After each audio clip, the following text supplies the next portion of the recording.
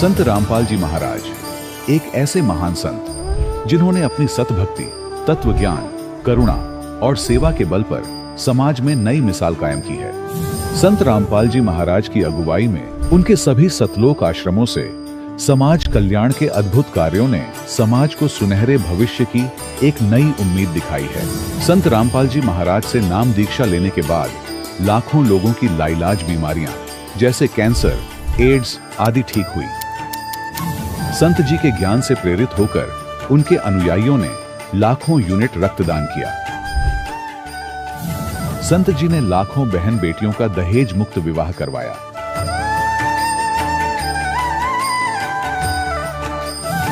संत जी ने लाखों लोगों का नशा छुड़वाया, करोड़ों उजड़े परिवार बसे। संत जी के आश्रमों में समागम के दौरान निःशुल्क नेत्र चिकित्सा, दंत चिकित्सा प्रदान की जाती है। संत रामपाल जी महाराज द्वारा समय समय पर पर्यावरण संरक्षण के उद्देश्य से बड़े स्तर पर वृक्षारोपण किया जाता है। संत जी ने जरूरतमंदों को तत्काल राहत पहुंचाने के लिए एम्बुलेंस सेवा शुरू की। संत जी अपने अनुयायियों को देहदान के लिए प्रेरित करते हैं, जिससे मानवता की सेवा और चिकित्सा क्षेत्र में सुधार हो सके। संत रामपाल जी महाराज के सभी आश्रमों में हर रोज निःशुल्क भंडारा आयोजित किया जाता है, जहां हर वर्ग, हर जाति और हर धर्म के लोग एक साथ बैठकर भोजन करते हैं।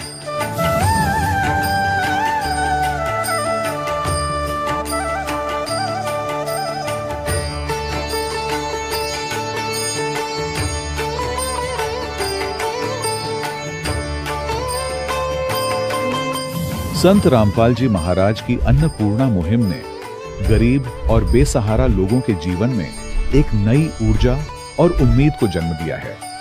घर घर खाद्य सामग्री और जरूरी मदद पहुंचाकर संत रामपाल जी महाराज ने लोगों को दुख और मजबूरी से लड़ने की ताकत प्रदान की है।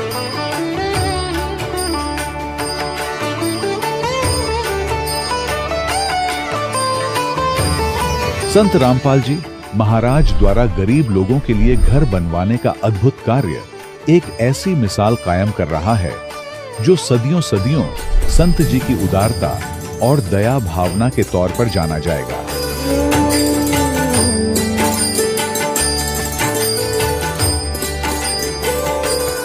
संत रामपाल जी महाराज के आश्रम में हजारों बुजुर्गों को सम्मान और प्यार के साथ जीवन जीने का अवसर मिलता है। उनके खाने, रहने और स्वास्थ्य की पूरी जिम्मेदारी संत रामपाल जी महाराज उठाते हैं। अनाथ बच्चों के लिए संत रामपाल जी महाराज के सभी आश्रम किसी वरदान से कम नहीं। यहाँ उन्हें शिक्षा, संस्कार और भविष्य के लिए बेहतर अवसर प्रदान किए जाते हैं। चाहे बाढ़ हो, भूकंप या महामारी, संत रामपाल जी महाराज और उनके अनुयायी हमेशा ही जरूरतमंदों के लिए सबसे आगे खड़े रहते हैं।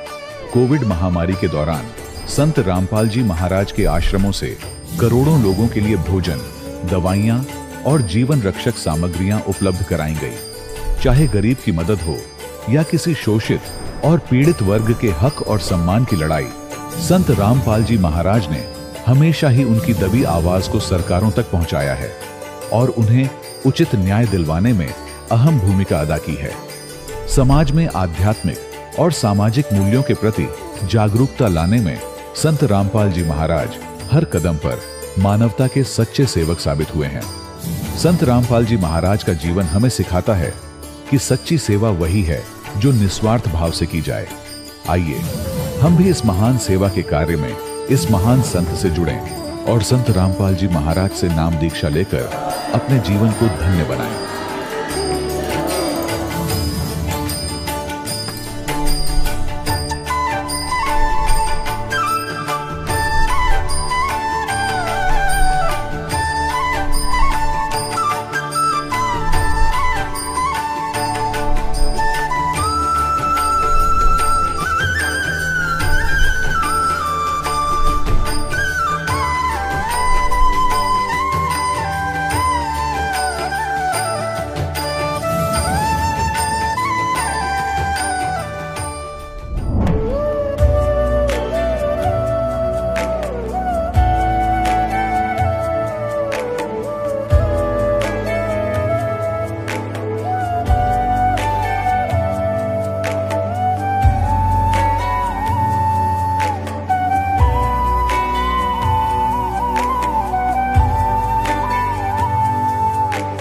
जब लग गुरु मिले न साचा, तब लग गुरु करो 10 पांचा। क्या गुरु बदल सकते हैं? क्या गुरु बदलने से पाप लगता है? अध्यात्म के इस मैदान में आखिर सही गुरु कौन है? गीता जी में वर्णित तत्वदर्शी संत कौन है? इन सभी प्रश्नों के उत्तर जानने के लिए अवश्य सुनिए जगत गुरु तत्वदर्शी संत रामपाल जी महाराज के मंगल प्रवचन। सत साहिब दर्शकों, मनुष्य अपने जीवन में शारीरिक सुख और मानसिक शांति की तलाश में अपने धर्म में प्रचलित सभी प्रकार की भक्ति साधनाएं करता है, लेकिन फिर भी उसके जीवन में न तो उसे वास्तविक सुख प्राप्त होता है और न ही मानसिक शांति, तो वह निराश हो जाता है और उसका विश्वास डगमगाने लगता है। दर्शकों, कुछ ऐसी ही कहानी है मध्य प्रदेश के रहने वाले विजय सिंह जी की। विजय सिंह जी ने अपने जीवन में अनेक प्रकार की भक्ति साधनाएं अपनाई, लेकिन फिर भी इन्हें शारीरिक कष्टों और मानसिक परेशानियों से किसी भी प्रकार की राहत नहीं मिली।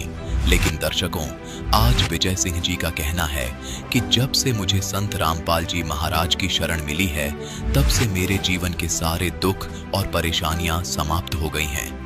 दर्शकों, आखिर संत रामपाल जी महाराज ने इन्हें ऐसी कौन सी दिव्य औषधि दे दी जिससे इनके जीवन के सारे दुख और परेशानियां छूमंतर हो गईं? दर्शकों, आखिर ऐसा क्या कारण है कि आज विजय सिंह जी जैसे लाखों श्रद्धालु अपने धर्म में की जा रही भक्ति साधना को त्याग कर संत रामपाल जी महाराज द्वारा दी जाने वाली भक्ति साधना को अपना रहे हैं? आखिर इसके पीछे की सच्चाई क्या है?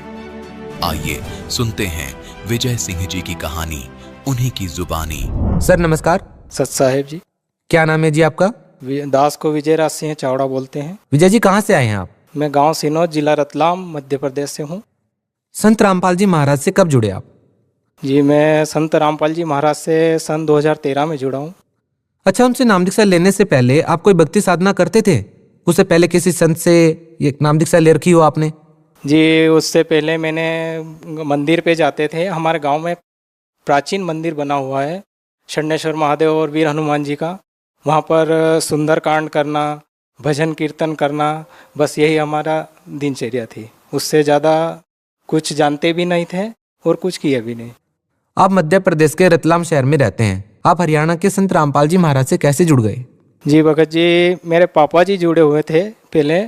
उन्होंने नाम दीक्षा ले रखी थी।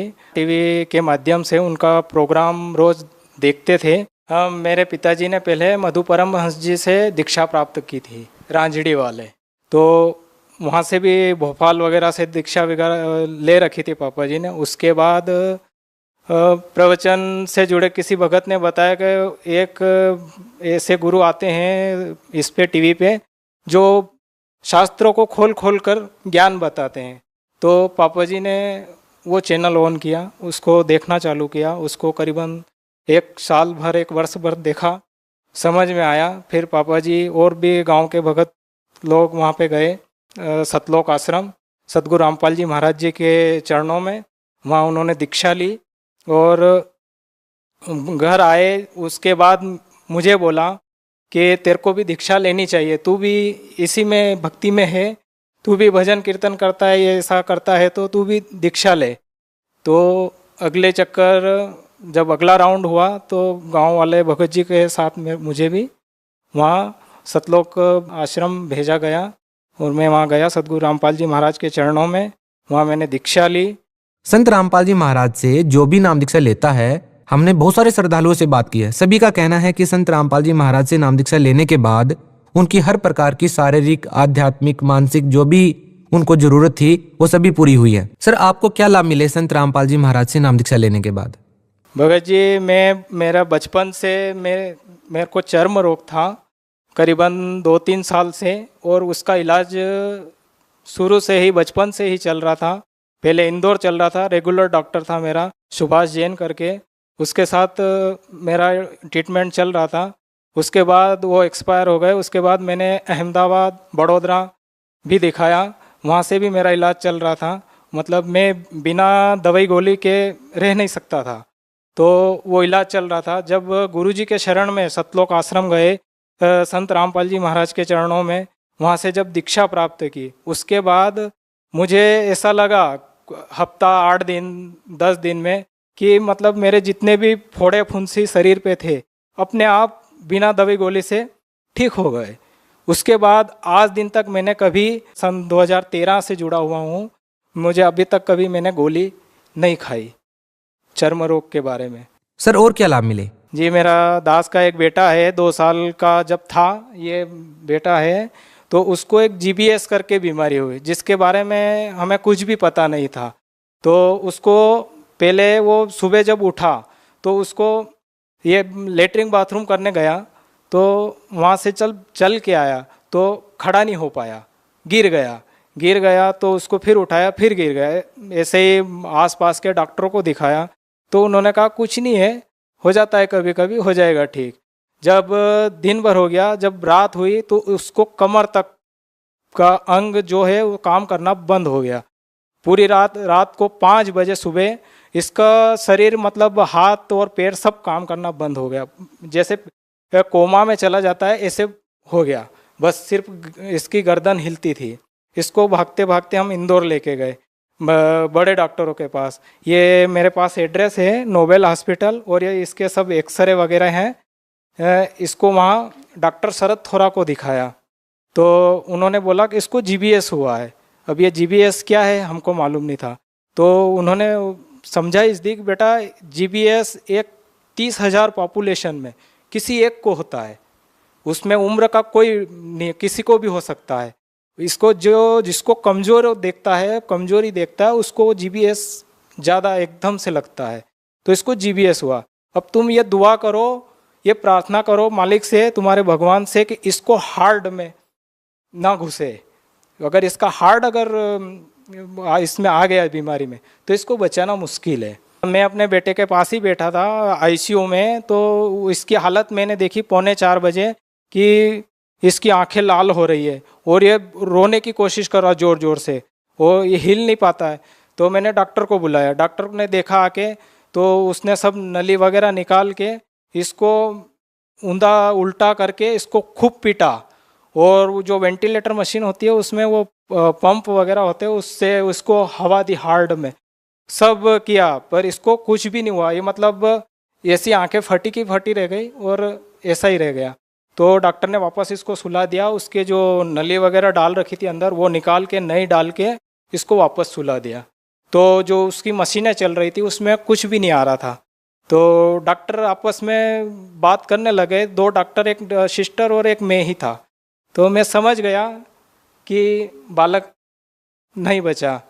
तो गुरुजी मैंने फ़ोन लगाया, फिर मेरे रिलेटिव है वहीं पे मामा जी, उनको फ़ोन लगाया तो वो सब भागते हुए आए और इतने में 10-15 मिनट गुजर गए। 15 मिनट में इसको अचानक होश आया, सब मशीनें अपने आप चलने लगी, हार्ट बीट इसकी 300, 350, 400 से चलने लग गई। तो डॉक्टर अचानक सब चौंक गए कि ये क्या हुआ, ऐसा हो नहीं सकता है, इसको कैसे होश आ गया। तो सब भागे, देखा इसको कि फिर बड़े डॉक्टर तो सुबह आए थे 10 बजे करीब, वो आए, उन्होंने देखा इसको। तो उन्होंने रात वाले डॉक्टरों ने पूरी सारी कहानी उनको बताई, डॉक्टर शरद थोरा को। तो उन्होंने देखा कि यार ये तो कोई चमत्कार है, ऐसा हो ही नहीं सकता, असंभव। वो बता रहे थे मेरे को कि बेटा 1 मिनट अगर किसी के अगर हार्ट बीट बंद हो जाए 1 मिनट तो उसको लाना बहुत असंभव है, ऐसा हो नहीं सकता है। पर क्या मालूम क्या है, कौन सा चमत्कार है। तो ये चमत्कार मेरे सदगुरु रामपाल जी महाराज जी का है और उन्हीं के द्वारा ये बालक आज यहाँ तक है और स्वस्थ है, बिल्कुल कोई प्रॉब्लम नहीं है इसको। बेटा क्या नाम है आपका? उत्तम दास। आपके गुरुजी का क्या नाम है? सतरामपाल जी। आपका जो नाम है उत्तम दास किसने रखा ये? गुरुजी ने। कौन से गुरुजी ने? सतरामपाल जी। आप बीमार हो गए थे, किसने बचाया आपको? गुरुजी ने। सर आप कुछ रिपोर्ट्स लेकर के आए हैं, इन रिपोर्ट्स के बारे में क्या कहना चाहेंगे? यदि कोई रिपोर्ट देखना चाहे तो कौन से डॉक्टर को आपने दिखाया, कौन से हॉस्पिटल में आपने दिखाया? सर आखिर लोग कैसे विश्वास करें कि जो बातें आप कर रहे हैं वो बिल्कुल सच हैं? ऐसा है कि ये रिपोर्ट है नोबेल हॉस्पिटल इंदौर और डॉक्टर का नाम है शरद थोरा। उन्होंने इलाज किया था। ये इसकी सारी रिपोर्टें हैं, इसके ये सभी एक्सरे वगैरह हैं। और अगर कोई संपर्क करना चाहे तो मुझसे मिल सकता है, या फिर ये नोबेल हॉस्पिटल इंदौर, यहाँ जाके आप कर सकते। राजवीर के नाम से इसकी रिपोर्ट बनी हुई है। सर, आपके बेटे का नाम उत्तम दास है और फाइल जो बनी है वह राजवीर के नाम से बनी है, ये क्या कारण है? जी भगत जी, ऐसा है कि इसको एडमिट किया था, जब ये ठीक हुआ तब इसको लेकर हम आश्रम गए थे सतगुरु रामपाल जी महाराज जी के चरणों में। तो वहाँ गए, दर्शन के लिए, प्रार्थना के लिए खड़े थे गुरु जी के आश्रम में, संत रामपाल जी महाराज जी के चरणों में। तो जब आशीर्वाद देते हुए मालिक आए संत रामपाल जी महाराज, तो वो हमारे पास आके ये मेरी गोद में उठाया हुआ था। तो गुरुजी आकर रुके और इसकी तरफ थोड़ी देर देखा, इसको 2 बार इसके हाथ लगाया गुरुजी ने, सिर में मारी और बोला बेटा तू वही है ना जो इंदौर एडमिट था? मैं तो हाँ गुरुजी। तो गुरुजी थोड़ी देर और रुके, फिर गुरुजी से मैंने प्रार्थना की, गुरुजी इसका नामकरण करना, इसका नाम क्या रखें? तो गुरुजी ने थोड़ी सी देर इसकी तरफ देखा और बोला कि आज से इसका नाम उत्तम दास रहेगा। और इसको उसी टाइम फिर गुरुजी ने नामकरण किया। पहले इनका नाम क्या था? हाँ, पहले इसका नाम राजवीर ऐसे ही रख दिया था, राजवीर नाम था इसका, और राजवीर के नाम से एडमिट था ये, और उसी के हिसाब से सब रिपोर्टें बनी हुई है। सर, क्या आप कोई नशा करते थे पहले? जी नहीं, हमारा परिवार पहले से भी थोड़ा सा इसी लाइन में जुड़ा हुआ है, आध्यात्मिक लाइन में, पापा जी की वजह से, तो नशा कभी किया नहीं। सर, आप भगत समाज को क्या संदेश देना चाहेंगे? दास का सब भगत समाज से करबद्ध हाथ जोड़कर निवेदन है कि अपने कुछ बिजी जिंदगी में, फास्ट लाइफ में थोड़ा सा समय निकालें। गुरु रामपाल जी महाराज का जो सत्संग आता है उसको देखें, उसमें जो भगत लोगों के इंटरव्यू होते हैं उनको देखें। दास का एक आत्म अनुभव है जो उसके साथ गुजरा हुआ है, इसलिए दास सबसे हाथ जोड़कर निवेदन करता है कि आप इस चीज को समझें। पूर्ण परमात्मा और इस धरती पर आए हुए हैं, तो उनको ज्ञान को आप समझे। शास्त्र वेद एक एक प्रमाण देकर, हजारों प्रमाण गुरुजी संत रामपाल जी महाराज ने दिए हैं। बहुत बहुत धन्यवाद। सत्सा है। दर्शकों, अभी आपने सुने संत रामपाल जी महाराज से दीक्षा प्राप्त करके सुखी हुए भक्त के अनुभव। अब देखिए जगत गुरु तत्वदर्शी संत रामपाल जी महाराज के मंगल प्रवचन। अब क्या सिद्ध हुआ कि एक कुल का मालिक है और ये अन्य अपने अपने सत्र के और भी देव हैं, जो बाइबल भी प्रमाणित करता है। और जो ये कहता है कि हिंदू अन्य देवता है नहीं, वो गलत मानते हैं, वो इनकम्प्लीट नॉलेज रखता है। वो कहते हैं little knowledge is the dangerous thing. नीम हकीम खतरा जान, वो नीम हकीम है जो इनकम्प्लीट स्पिरिचुअल नॉलेज रखते हैं। अब जो प्रसंग चला था जन्म और मरण का, यानी पुनर्जन्म पुनरुत्पत्ति का, कुरान शरीफ के अंदर आपको ज्ञान दिखाते हैं।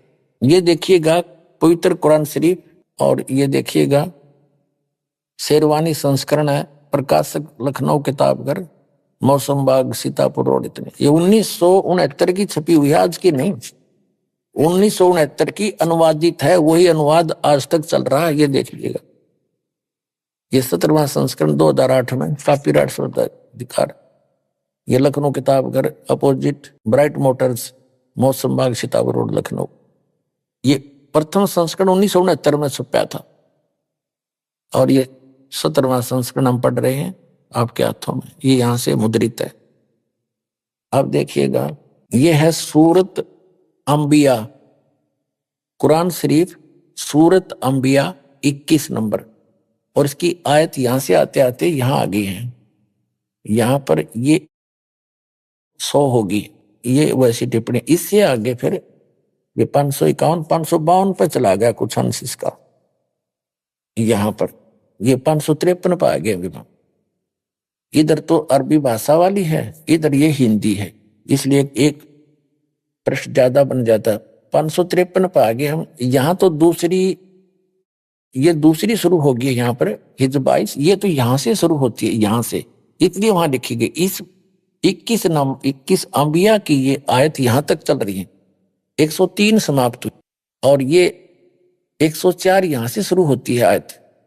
जिस दिन हम, ये कुरान शरीफ का ज्ञानदाता ये बोल रहा है, जिस दिन हम आसमान को इस तरह लपेटेंगे जैसे तुम्हार पुलिंदा में कागज लपेटते हैं, जिस तरह हमने पहले पैदा किया था, फिर हम उसे दोहराएंगे और वादा हमारे जिम्मे है, हमें जरूर करना है। फिर पढ़ लो एक बार अच्छी तरह कि जिस दिन हम आसमान को इस तरह लपेटेंगे जैसे तुम्हार पुलिंदा में कागज लपेटते हैं, और फिर जिस तरह हमने पहले पैदा किया था और फिर हम उसे दोहराएंगे, यह वादा हमारे जिम्मे है, हमें जरूर करना है।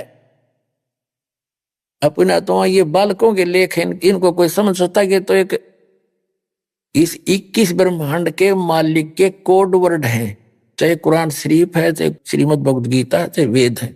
और दिखाते हैं आपको, फिर क्लियर होगा कंसेप्ट। इसी कुरान शरीफ का ये है, कुरान शरीफ चल रही है, कुरान शरीफ और सूरत मुल्क की 67, मुल्क की 67, सूरत मुल्क की 67 की आयत नंबर ये 2 है, एक यहां समाप्त हुई।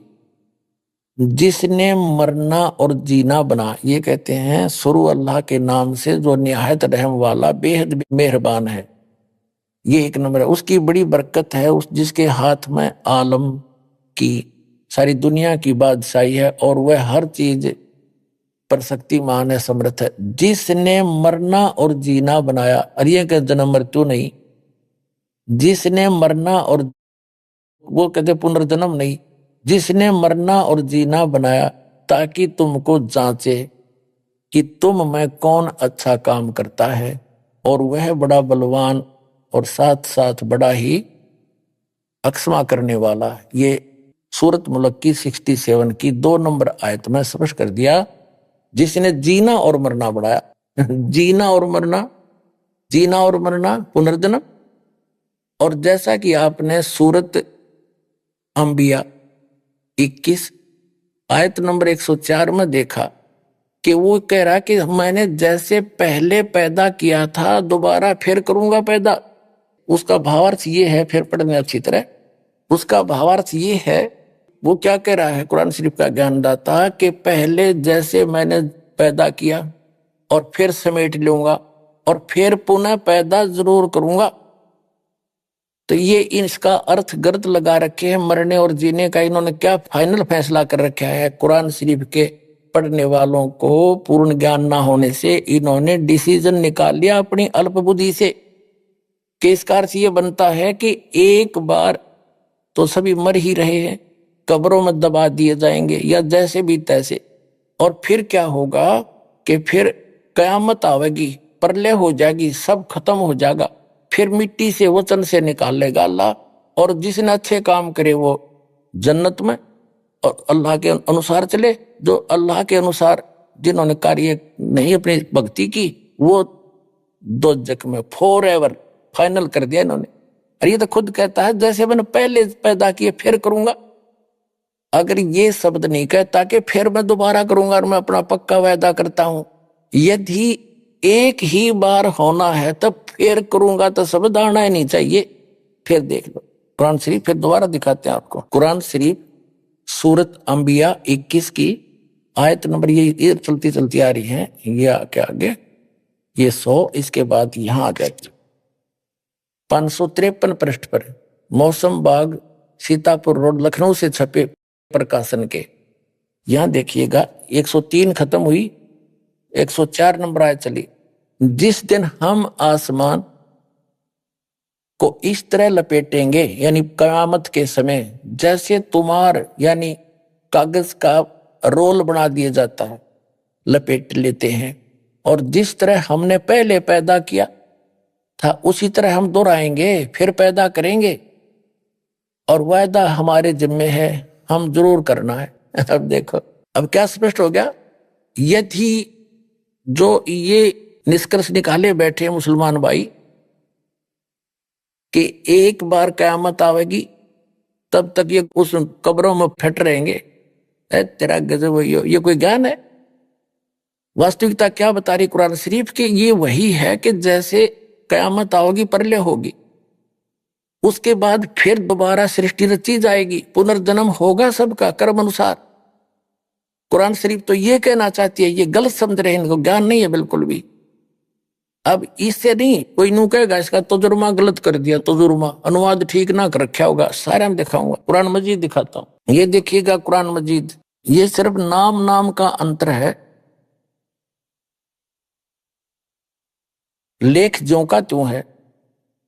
ये है तजुर्मा मौलाना फतेह मोहम्मद खान साहिब जालंधरी तसही, मौलाना अब्दुल मजीद सरवर साहिब, प्रकाशक है Farid book depot private limited नई दिल्ली से।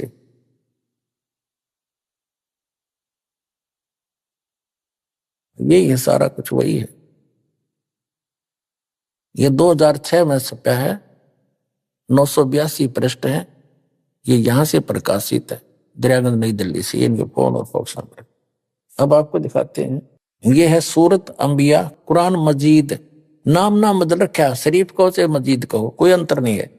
सूरत अंबिया 21 और ये 523 पृष्ठ पर हम इसके पढ़ रहे हैं, नीचे आ जाता है ये यहाँ हज, ये इन्होंने अंबिया।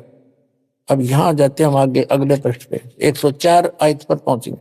यहाँ पर दूसरी शुरू हो जाती है हज, लेकिन ये होती यहाँ से शुरू, इसलिए वहां लिख दिया जाता ये हज वाली, लेकिन ये चल रही है अंबिया 104। जिस दिन हम आसमान को इस तरह लपेट लेंगे जैसे खेतों का तुमार लपेट लेते हैं, जिस तरह हमने कायनात को पहले पैदा किया था, आए है उसी तरह दोबारा पैदा करेंगे। यह वायदा जिसका पूरा करना जरूरी है, हम ऐसा जरूर करने वाले हैं।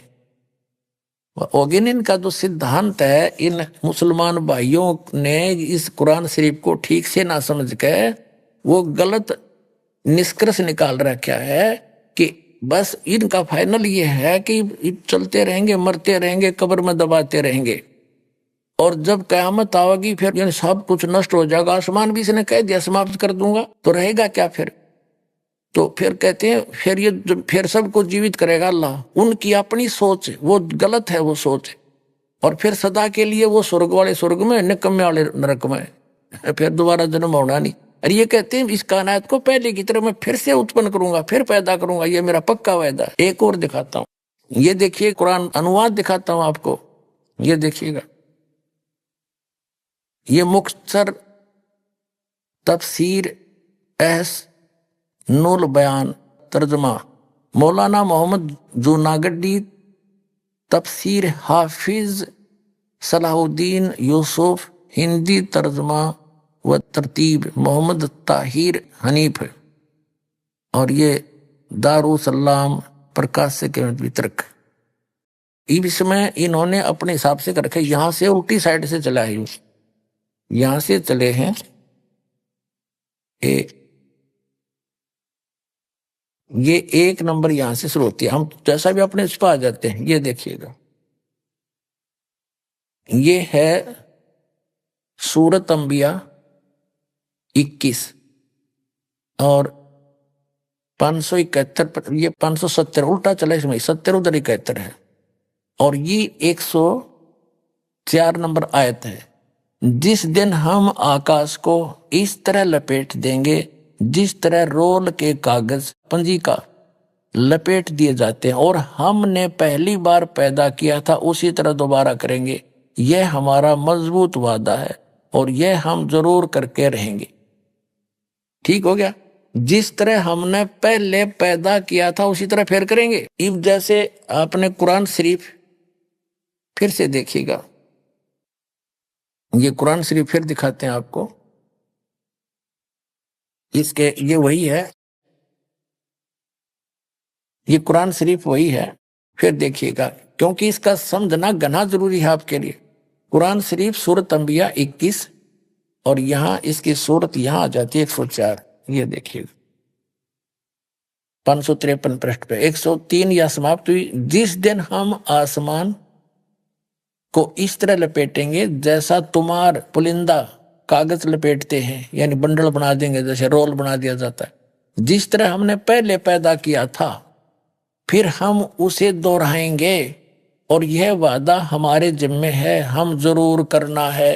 अब पुण्यात्माओं, यदि इन मुसलमान भाइयों ने कुरान शरीफ को ढंग से समझा होता तो ये पहले ही समझ जाते कि ये इनकम्प्लीट नॉलेज है, क्योंकि कुरान शरीफ का ज्ञानदाता सूरत फुरकानी 25 आयत 52 से 59 में स्पष्ट कर रहा है कि उस अल्लाह वो अकबर ने, उस पूर्ण परमात्मा ने 6 दिन में सृष्टि रची, उसका नाम कबीर है, वो बड़ा भगवान है, और वो इस 6 दिन में सृष्टि रच के 7वें दिन तख्त पर जा बैठा, उसकी खबर किसी बाखबर से पूछो। और फिर इसमें इसने स्पष्ट कर दिया है कि जो मैंने जब पूरे सभी को प्रलय करूंगा और सब आकाश तक भी समेट दूंगा, इसका मतलब सब नाश हो जाएगा, फिर रहेगा क्या? वो कहाँ रहेगी फिर? जन्नत इनकी। और क्योंकि फिर पैदा करूंगा ही करूंगा, मैं उसको पुनः पैदा करूंगा, ये मेरा वायदा है। और पुण्यात्माओं, इनका जो मानना है वो ये है, ये पैदा होते रहेंगे, मरते रहेंगे, कब्रों में जाते रहेंगे, और फिर प्रलय करेगा भगवान, सब कुछ नाश हो जाएगा, और फिर बस फिर फाइनल है इनका फैसला, अच्छे काम करनी है जन्नत में और बुरे करनी है नरक में, यानी दोजख में, हो रहे। अरे यूं कहा मैं फिर पैदा करूंगा पुनः, जैसे मैंने पहले पैदा किया था। तो दोबारा पैदा करने का, दोबारा कयामत लाने का तो जिक्र खत्म हो जाता है। वास्तविकता ये है कि ये जो दास ने सृष्टि रचना बताई ऐसे चलता है। ब्रह्मा जी के एक दिन में पूरी ये कयामत आती है, पृथ्वी, स्वर्गलोक और पाताल लोक पर कति जल ही जल हो जाएगा, सब समाप्त हो जाएंगे, वह जन्नत भी ना रहे इनकी, स्वर्ग जो जन्नत मानते हैं वो भी नहीं रहेगी। और फिर दूसरी बात ये है, एक तो ये कहते हैं मुसलमान भाई के कुरान शरीफ का ज्ञान सबके लिए है, सब मानव समाज के लिए है, किसी जाति विशेष के लिए नहीं है। तो जैसे हजरत मोहम्मद जी को एक जबरिल नाम का देवता एक बुराक नाम के जानवर पर खच्चर जैसे बैठा के ऊपर ले गया जन्नत में, और जन्नत में के देखा कि बाबा आदम बैठे और मूसा अलैहिस्सलाम, हजरत मूसा जी, हजरत ईसा जी, हजरत इब्राहिम, हजरत दाऊद वहां मिले, और उनसे मिले वो जाकर के जन्नत में, और उनको नमाज पढ़ाई, बाबा आदम से बात करी। तो बाबा आदम और कैसे पहुंच गए? वो तो कब्र में रहने चाहिए थे, कयामत आई ये नहीं है अभी। आप दिखाता हूं, आप ये देखिएगा, ये जीवनी हजरत मोहम्मद सल्लल्लाहु अलैहि वसल्लम, ये यहां से छपी है, देखिएगा।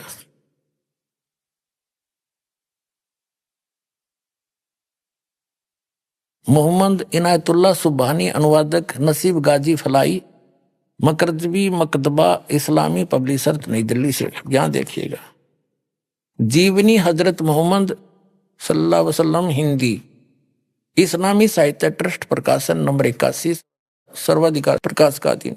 नाम मूल किताब मोहम्मद अरबी उर्दू से इसकी हिंदी की गई है, ये यहां से छपी है, और ये यहां से मुद्रक है इसका। अब इसमें आपको ले चलते हैं,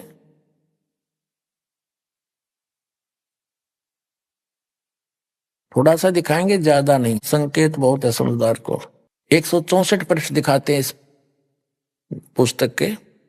यहां लिखा है कि प्यारे नबी सल्लल्लाहु हजरत मोहम्मद अपने सच्चे साथियों के बीच बैठे, अल्लाह ने उनको जो बड़े बड़ी नेमत दी थी उनका जिक्र करने लगे, और बैतुल मकदिस से आकाश पर जाने का हाल सुनाया, वहां कुदरत के जो जलवे देखे थे उनको भी बयान किया। आप सल्लल्लाहु ने फरमाया कि इस तरह हजरत जबरील अलैहि मुझे पहले आकाश पर ले गए, वहां इंसानों के बाप हजरत आदम अलैहि मिले। उनका हाल यह था कि जब दाईं ओर देखते तो खिल उठते और हंसने लगते, और बाईं ओर देखते तो मारे गम के आंसू भी भर लेते, क्योंकि दाईं ओर उनकी नेक औलाद के कर्म थे और बाईं ओर उसके बद के। हजरत आदम अलैहि ने आप सल्लल्लाहु यानी हजरत मोहम्मद को देखा तो बोले, तुम्हारा आना मुबारक है नेक नबी, है नेक बेटे। आप सल्लल्लाहु ने पूछा, जबरील यानी हजरत मोहम्मद ने जबरील देवता से पूछा, ये कौन है? तो उन्होंने जवाब दिया, जबरील ने बताया कि ये आदम अलैहि है, हजरत आदम है, इस सारे इंसानों का बाप।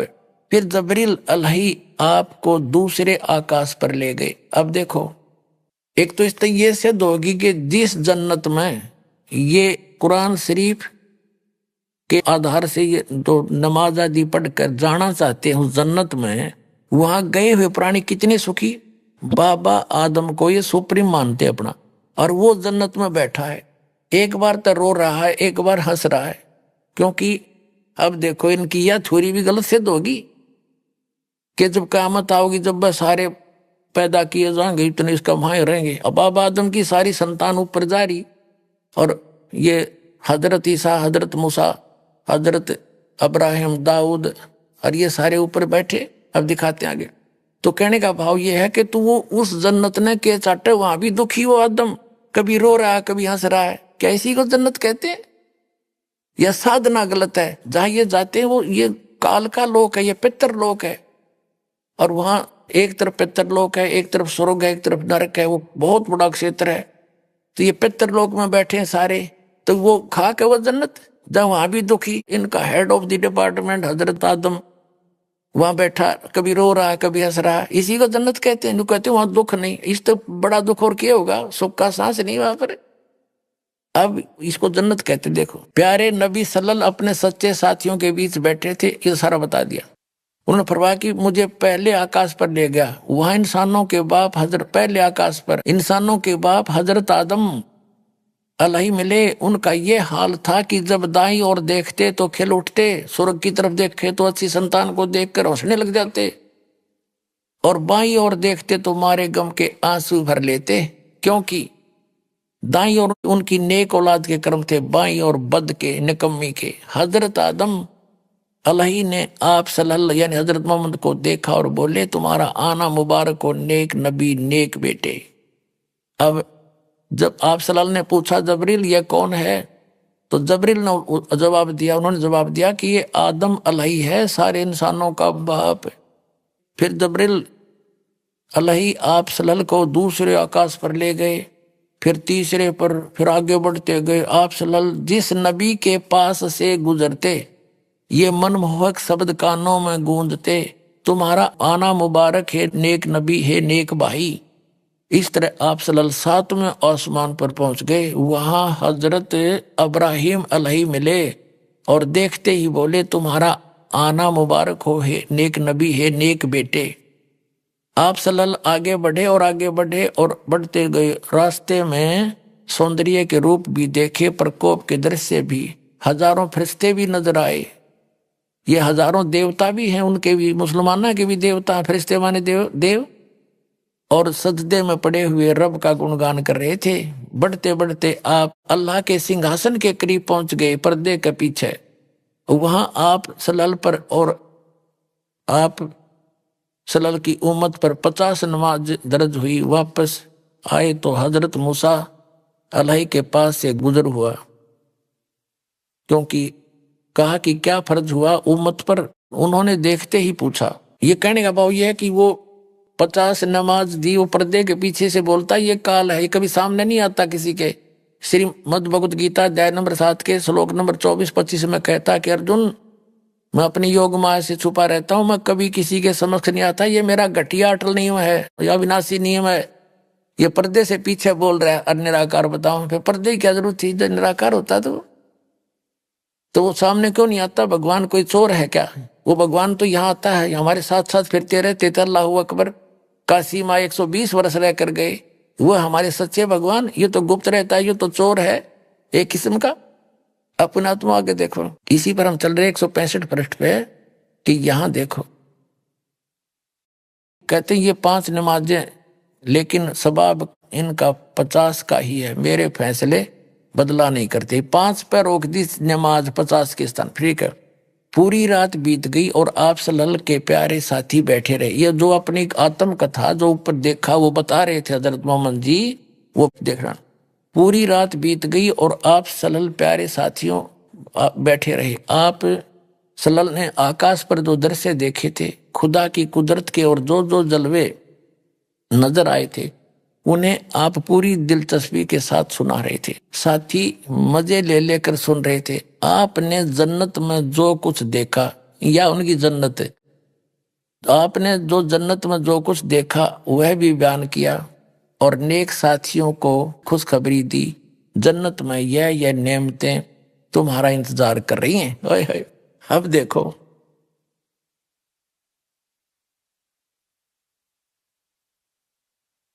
अब और दिखाते हैं 161 पृष्ठ पर। देखो इसी पुस्तक के 161 पृष्ठ पर जीवनी हजरत मोहम्मद के ये क्या कहते हैं कि प्यारे नबी सल्लल्लाहु हजरत मोहम्मद आज रात बुरा, वो बता रहे हैं हजरत मोहम्मद जी, आज रात बुराक नामक एक जानवर आया, उस पर बैठकर मैंने बैतुल मकदस की सैर की। वहां पहुंचा तो नबियों की जमात आई, उनमें अब्राहिम अलैहिस्सलाम थे, मूसा और ईसा अलैहि भी थे। मैंने उन सबको नमाज पढ़ाई। ये कहते हैं मुसलमानों ने अपना विधान अपने आप बना रखे कुरान शरीफ को ना समझकर। अब ये कहते हैं जब सारे कब्रों में दबा दो, दबाते रहो, और तो ये आवेगी 4 अरब 32 करोड़ वर्ष जब बीत जाएंगे, जब यह कयामत आवेगी, इतने तो वो उन कब्रों में फंसे रहेंगे, सड़ेंगे पड़े पड़े, एज पर योर रूल। बाकी ये गलत है तुम्हारा मानना। अगर ये नियम फाइनल होता तो जैसे हजरत मोहम्मद जी को ये ऊपर ले गए हुए सारे नबियों की जमात वहां ऊपर देखा जन्नत में, उनको नमाज पढ़ाई, बाबा आदम मिले, बाबा आदम की सारी संतान वहां नरक में पड़ी कुछ जन्नत में, तो ये सिद्धांत भी इनका गलत सिद्ध हुआ कि जो बाद में ही सब जीवित किए जाएंगे। ये गलत सिद्धांत है, भ्रमित है। वास्तविकता ये है कि जन्म मरण जो परमात्मा ने आकर बताया ऐसे ही होता है, लेकिन पूर्ण परमात्मा की सत भक्ति करने के उपरांत फिर ऐसे स्थान पर चले जाएंगे जो वहां नरक नहीं है, वहां जन्नत ही जन्नत है, वो सतलोक है। वहां भी मनुष्य जैसा शरीर होगा लेकिन दूसरा मटेरियल होगा। अब जन्म मरण का इतिहास जो है, एक थोड़ा सा जीवित इतिहास दिखाते हैं आपको जो बिल्कुल सत्य है। अपनात्माओं, अध्यात्म ज्ञान को समझने के लिए हमने अपनी अपनी डफड़ी नहीं बजानी, बतेरे दिन बजा ली। हमने सभी सदग्रंथों को, सभी इतिहासों को साथ लेना पड़ेगा जितने महापुरुष हुए हैं। अब जैन धर्म का इतिहास दिखाते हैं आपको, ये देखिएगा। आओ जैन धर्म को जाने। ये पुस्तक है प्रवीण चंद्र जैन M.A. शास्त्री, ये पुस्तक है आओ जैन धर्म को जाने। लेखक है प्रवीण चंद्र जैन M.A. शास्त्री, जम्बूद्वीप हस्तिनापुर। प्रकाशक है श्रीमती सुनीता जैन, जम्बूद्वीप हस्तिनापुर, मेरठ उत्तर प्रदेश। अब ये यहां से ये है सारा कुछ। प्राप्ति स्थान है संजय कुमार विजय कुमार जैन, कानपुर वाले, जम्बूद्वीप हस्तिनापुर, मेरठ। जैन साहित्य सदन, चांदनी चौक, दिल्ली। राजकुमार जैन, कमलाबाई आश्रम, महावीर जी दी जैन मंदिर, शांति, ये सारा कुछ। और यहां से जम्बूद्वीप हस्तिनापुर। धीरेन्द्र जैन, न्यू अदस्य ऑफसेट प्रिंटर्स, मेरठ से छपी है। अब देखो इस पे एक तो दिखाते हैं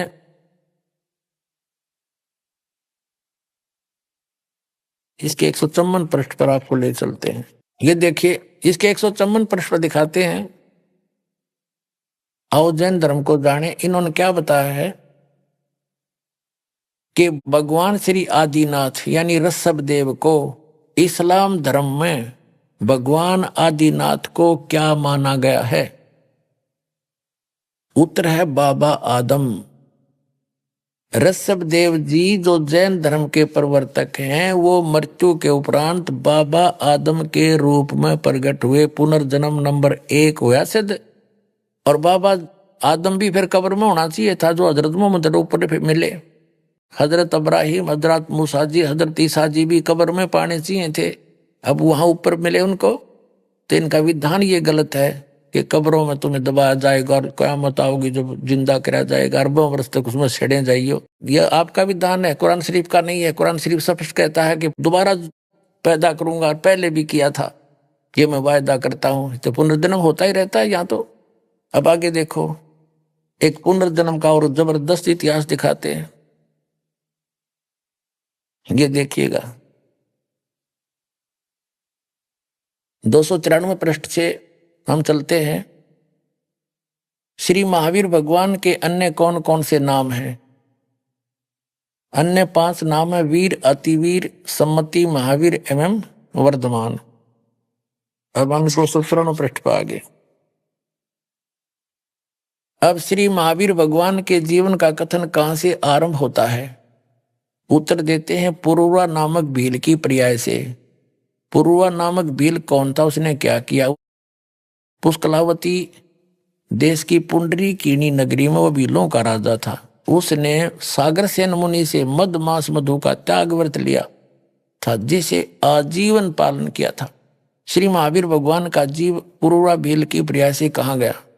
पहले 100 धर्म के स्वर्ग में एक सागर की आयु वाला देव हुआ। उसके बाद स्वर्ग से आकर क्या हुआ? भरत चक्रवर्ती की रानी अनंतमती से मारीची नामक ज्येष्ठ पुत्र हुआ।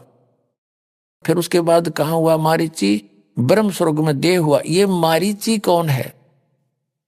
ये मारीची है भरत का पुत्र, ऋषभ देव का पोता। ऋषभ देव जी ने जब तपस्या की थी 1000 वर्ष तक, पहली धर्म देशना यानी प्रथम दीक्षा, पहला चेला यू अपना पोता बनाया था मारीची, और उससे एक गुरु बनाकर साधना करते, वेदों अनुसार साधना करने वाले की भी जन्म मृत्यु कैसे बनी रही? आगे देखो। अब मारीची फिर कहाँ गया? भरत की चक्रवर्ती रानी अनंतमती से मारीची नामक ज्येष्ठ पुत्र हुआ। फिर ब्रह्म स्वर्ग में देव हुआ। अयोध्या नगरी में फिर कपिल ब्राह्मण की काली स्त्री से जटल नामक पुत्र हुआ। फिर सौदर स्वर्ग में एक सागर वाली देव हुआ। फिर इसी भरत क्षेत्र में सुतिका नामक गांव में अग्निभूत ब्राह्मण की गौतम स्त्री से अग्नि से नामक पुत्र हुआ। यानी जन्म मृत्यु स्वर्ग गया, फिर पृथ्वी पर, फिर स्वर्ग गया, फिर पृथ्वी पर, फिर नरक गया। ये आगे देखो 295 पृष्ठ पे, यहाँ कमाल हो जाएगा। फिर कहाँ गया? मंदिर नगर में साल्य का ब्राह्मण की पत्नी से भारद्वाज नामक पुत्र हुआ। भारद्वाज के शरीर ने छोड़कर महावीर भगवान का जीव कहाँ गया? पर्याय ने छोड़कर महेंद्र स्वर्ग में देव हुआ। महेंद्र स्वर्ग से फिर कहाँ गया? इतर निगोद में एक सागर की आयु वाला निगोदिया जीव हुआ। निगोद से निकलकर श्री महावीर भगवान का जीव कहाँ गया? अब देखो, अनेकों भाव धारण किए जो इस प्रकार है: 1000 आक वृक्ष के भाव, 80,000 सीप के भाव, 20,000 नीम के भाव वृक्ष के भाव, 90,000 बार केली वृक्ष के भाव, 3,000 बार चंदन वृक्ष के भाव, 5 करोड़ बार कनेर वृक्ष के पेड़ों के शरीर, और 60,000 बार वैश्या के शरीर। अभी आपने सुने संत रामपाल जी महाराज के मंगल प्रवचन। आइए अब सुनते हैं संत रामपाल जी महाराज से नाम दीक्षा लेकर सतभक्ति करके अद्भुत लाभ प्राप्त करने वाले अनुयायी के विचार। दर्शकों, मनुष्य अपने जीवन में अनेकों प्रकार की पारंपरिक भक्ति साधनाएं करता है और हर वो रास्ता अपनाता है जो उसके धर्म में बताया जाता है, लेकिन फिर भी अक्सर उसे बीमारियां घेर लेती हैं। ऐसा इसलिए होता है दर्शकों, क्योंकि वह शास्त्र विरुद्ध भक्ति साधना कर रहा होता है। दर्शकों, ऐसी ही कहानी थी बंगाल की रहने वाली लखी माहतो जी की। लखी माहतो जी ने सच्ची भक्ति की खोज में वर्षों तक मंदिरों गुरुद्वारों में माथा टेका और अनेक तीर्थों की यात्रा की तथा अनेकों मंत्रों का जाप किया, लेकिन इसके बावजूद भी इन्हें अपने जीवन में न शारीरिक सुख मिला और न ही मानसिक शांति। लेकिन दर्शकों, आज लखी माहतो जी का कहना है कि जब से मैंने संत रामपाल जी महाराज से नाम उपदेश लिया है, तब से मेरी जिंदगी पूर्ण रूप से बदल गई है। दर्शकों, आखिर लखी माहतो जी ऐसा क्यों कह रही हैं? आखिर लखी माहतो जी संत रामपाल जी महाराज को भगवान क्यों बता रही हैं? आखिर क्यों ये संत रामपाल जी महाराज द्वारा बताई गई भक्ति साधना को शास्त्रानुकूल बता रही हैं? आखिर इसके पीछे की सच्चाई क्या है? सुनते हैं लखी माहतो जी की कहानी उन्हीं की जुबानी। जी नमस्कार। नमस्कार सर। जी क्या नाम है आपका? मेरा नाम लखी माहतो है। लकी जी कहाँ से आए हैं आप? वेस्ट बंगाल, सिलीगुड़ी, दार्जिलिंग डिस्ट्रिक्ट।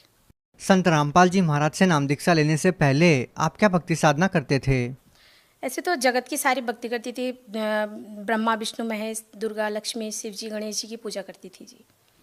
तो फिर आप संत रामपाल जी महाराज जी की शरण में क्यों आए? संत रामपाल जी महाराज जी की शरण में ऐसे आए भगत जी, हमें परमात्मा की तलाश थी। हम भगवान ढूंढ रहे थे, जगत की भक्ति कर रहे थे, लेकिन वो भक्ति करके हमें कोई सुख नहीं मिल रहा था। पारिवारिक इतना स्थिति हमारा डामाडोल था। हमारे भगत जी डिफेंस में हैं, वो जॉब करते हैं, ससुर जी भी डिफेंस में हैं, लेकिन फिर भी हमारी आर्थिक स्थिति इतनी डामाडोल थी। कभी कभी ऐसे हो जाते थे कि हमारे पास 10 रुपए की भी लालच हो जाती थी, ऐसे हमें उधारी लेनी पड़ती थी। तो मैं सोचती थी कि हम सभी मिलके पूरे परिवार, हम बचपन से जो मम्मी पापा बताते थे शिव भगवान की, दुर्गा जी की, लक्ष्मी गणेश, सभी के पूजा करते थे।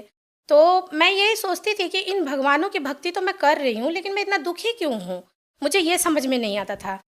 आप देव देवताओं की पूजा करते करते भी काफी परेशान थे, दुखी थे, तो फिर आप संत रामपाल जी महाराज जी की शरण में क्यों गए? संत रामपाल जी महाराज जी के बारे में यूट्यूब में मेरे भगत जी सर्च कर रहे थे सोशल मीडिया के माध्यम से, तो वो देख रहे थे। देखते देखते अचानक से एक दिन उनको यूट्यूब में संत रामपाल जी महाराज जी के बारे में पता चला।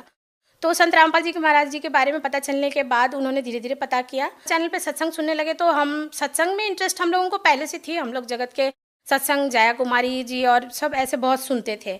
फिर धीरे धीरे मुझे तो पहले समझ में आया नहीं गुरु जी की वाणी, जो गुरु जी मतलब संत रामपाल जी महाराज जो हरियाणा लैंग्वेज बोलते हैं, वो तो मुझे मेरे पल्ले नहीं पड़ रहा था। तो फिर भी मैंने देखना शुरू किया। देखते देखते फिर जब देखना स्टार्ट किया, जब उसमें इंटरेस्ट आने लगा, तो मैंने देखा संत रामपाल जी महाराज ये भक्ति जो बता रहे हैं, ऐसा भक्ति तो इस पूरे पृथ्वी पे आज तक किसी ने बताया ही नहीं है। इस भक्ति के बारे में तो मैं जैसे कि मैंने कभी सुना ही नहीं है, मेरे मम्मी पापा ने भी, किसी ने भी कभी चर्चा ही नहीं किया, कोई जानता ही नहीं। तो फिर गुरुजी संत रामपाल जी महाराज जी का सत्संग सुना, अच्छा लगा, उनका ज्ञान समझ में आया, और फिर उसके बाद हमने डिसाइड किया कि हमें नाम दीक्षा लेनी है।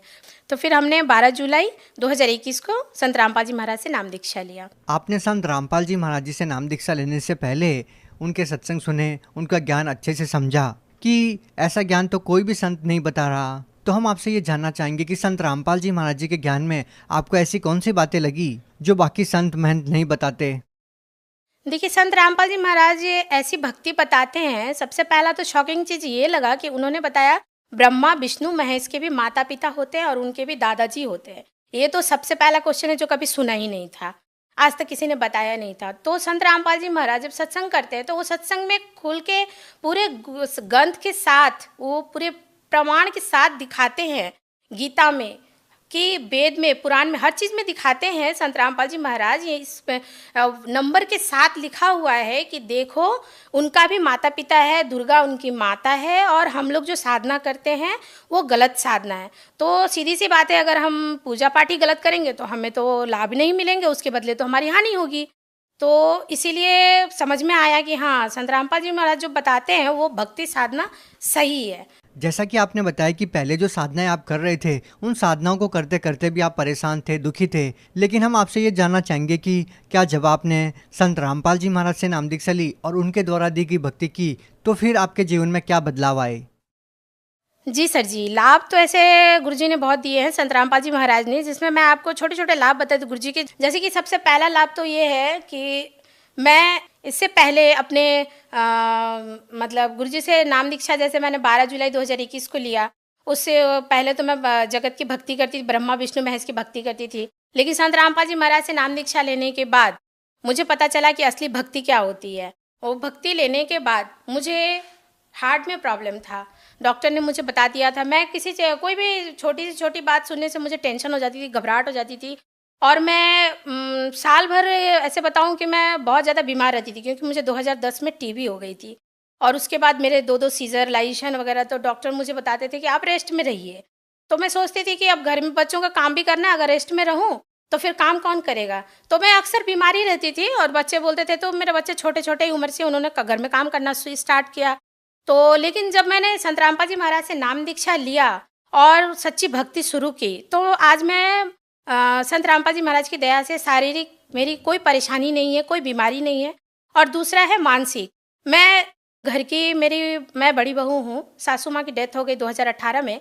उनकी डेथ हो जाने के बाद मैं मानसिक स्थिति इतना बिगड़ गया मेरा कि मैं सर जी धीरे धीरे डिप्रेशन की शिकार होती जा रही थी।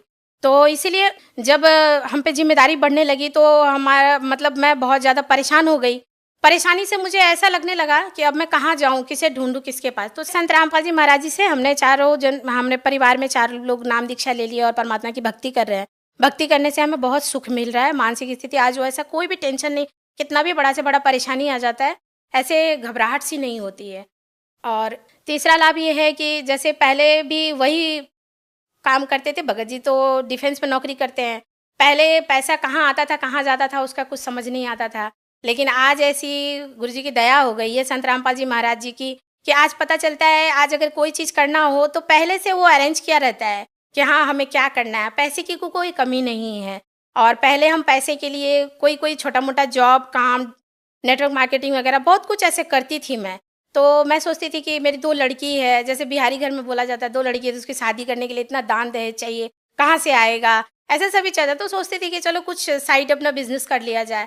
तो लेकिन अब धीरे धीरे करके ऐसे पता चल गया कि नहीं, आज संत रामपाल जी महाराज जी से नाम दीक्षा लेने के बाद मुझे ये सबसे बड़ा एक सुख मिला है कि मुझे वो सब किसी चीज़ की टेंशन ही नहीं होती है। आज तो मतलब ऐसा लगता है कि कुछ नहीं है, बस अपना खाओ पियो आराम से और परमात्मा की भक्ति करो। और सर जी मैं एक आपको बताना चाहती हूँ, जैसे मैंने संत रामपाल जी महाराज जी से नाम दीक्षा लिया तो मुझे कुछ मर्यादा बताई गई थी, उस मर्यादा को मैंने खंडन किया तो मेरा नामखंड हो गया था। नामखंड होने के बाद मेरे ऊपर भूत प्रेत की बाधा आ गई और मैं शरीर से इतना लाचार हो गई कि मैं डॉक्टर भी दिखाई, डॉक्टर ने मुझे टेस्ट भी किया, बोला आपकी कोई बीमारी नहीं है लेकिन आप रेस्ट में रहना। और मेरा तबीयत इतना ज़्यादा ख़राब हो गया था कि मैं बिस्तर से उठ के पानी तक नहीं पी पा रही थी। फिर अचानक संत रामपाल जी महाराज मेरे सिरहाने में आए, आके उन्होंने मुझे बोला बेटा भक्ति करो, आप यहाँ से चले जाओ और अपना भक्ति करो।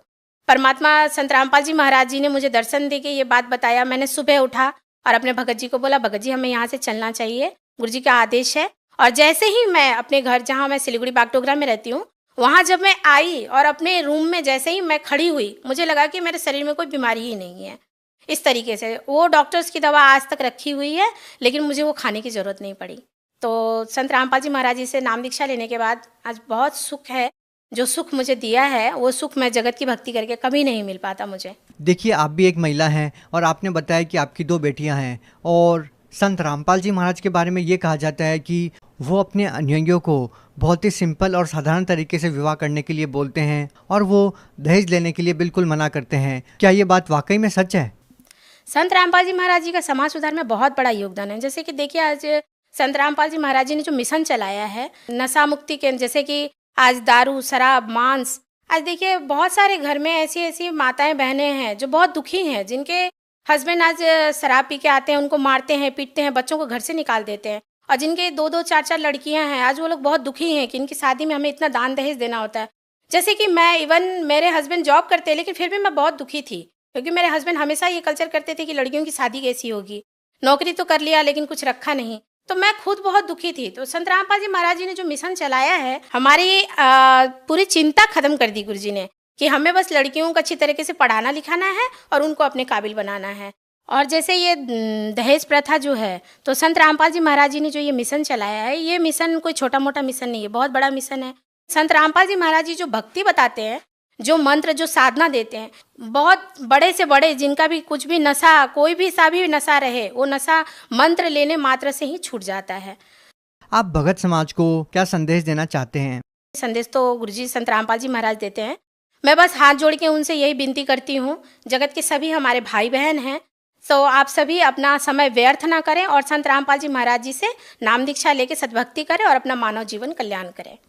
आपकी तरह कोई व्यक्ति संत रामपाल जी महाराज से नाम दीक्षा लेना चाहता है तो वो उनसे नाम दीक्षा कैसे प्राप्त कर सकता है? संत रामपाल जी महाराज जी से नाम दीक्षा लेने के लिए, जैसे आज तो बहुत सारे चैनल्स पे गुरुजी का, संत रामपाल जी महाराज जी का प्रोग्राम आता है, तो उस प्रोग्राम के नीचे जो पट्टी चलती है, उस पट्टी पे आश्रम के कुछ नंबर्स दिए रहते हैं। उस नंबर पे आप कांटेक्ट करिए और कांटेक्ट करने के बाद आपको आश्रम से बता दी जाएगी कि आपके नज़दीकी जिले में नामदान सेंटर कहाँ है। आप उस नामदान सेंटर पे जाके फ्री ऑफ कॉस्ट नाम दीक्षा ले सकते हैं और भक्ति कर सकते हैं, और भक्ति करके मानव जीवन को कल्याण करिए। बहुत बहुत धन्यवाद। नमस्कार।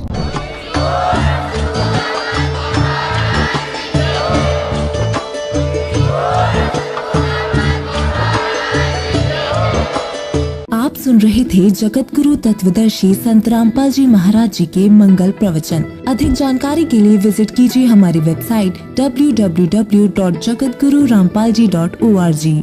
संत रामपाल जी महाराज जी के शुभ आशीर्वाद से पूरे विश्व भर में 500 से भी ज्यादा नाम दीक्षा केंद्र हैं, जिन पर संत रामपाल जी महाराज जी द्वारा ऑनलाइन निशुल्क नाम दीक्षा दी जा रही है। अपने नजदीकी नाम दीक्षा केंद्र का पता करने के लिए संपर्क करें 8222880541।